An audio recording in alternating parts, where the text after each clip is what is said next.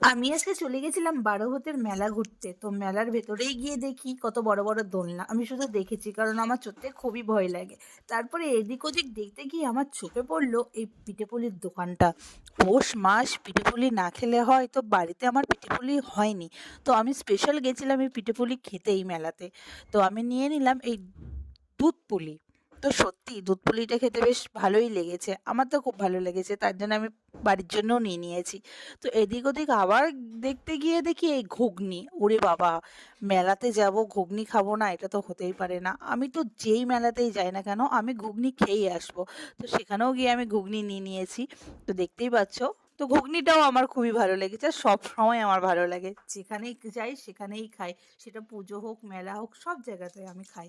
তো তারপরে দেখি ফুচকা স্টল। তো ফুচকা, ফুচকা খাবো না, ফুচকা তো না খেয়ে বাড়িতেই আসবো না, আমি তো ভেবে নিয়েছি। তো তারপরে ফুচকাও